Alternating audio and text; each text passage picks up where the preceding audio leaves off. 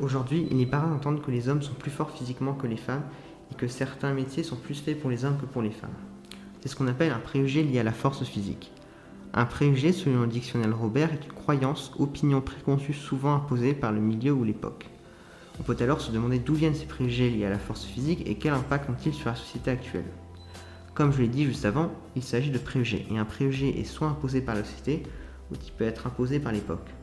Je pense personnellement que ces préjugés ne sont pas imposés par l'époque, puisqu'ils existent depuis la nuit des temps. Au Moyen-Âge, les hommes étaient souvent dans l'armée au travail et dans les champs, alors que les femmes s'occupaient majoritairement de la maison et des enfants. Et je trouve qu'aujourd'hui ça n'a pas vraiment changé. Bien évidemment, les métiers ont évolué et ma comparaison est sûrement très exagérée, mais il y a toujours des métiers et activités qui sont plus occupés par les femmes que par les hommes, et inversement à cause de soi-disant la force physique, ce qui est bien évidemment faux. C'est le cas à cause de la société qui veut que les personnes se comportent d'une certaine façon et que les garçons par exemple sont supposés jouer au foot et bricoler et que les filles sont supposées jouer à la poupée et se maquiller. C'est le fruit de la socialisation dès notre plus jeune âge.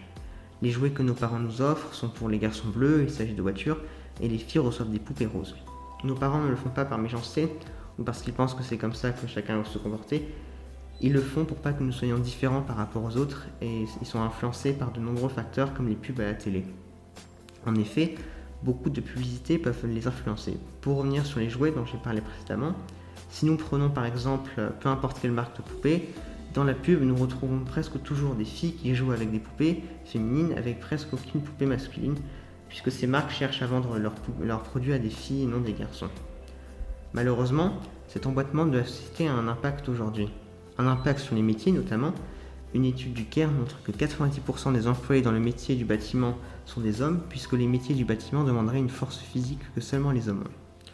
Il y a seulement 15% de femmes dans l'armée aussi. Ensuite, il y a aussi des métiers où c'est complètement l'inverse, des métiers qui sont considérés comme des métiers pour les femmes à cause du pourcentage de femmes. C'est le cas également pour de nombreux sports. Il est vrai qu'en général, les garçons ont plus de facilité que les filles dans de nombreux sports, mais il s'agit de grosses généralités. C'est pour ça que des mesures ont été mises en place pour lutter contre cette différence, comme en éducation sportive à l'école où les barèmes sont souvent plus généreux pour les filles. Mais il arrive aussi très souvent que des garçons soient moins performants que des filles dans les mêmes sports. Mais une solution plus efficace et qui marche selon moi dans tous les cas dont j'ai parlé avant existe.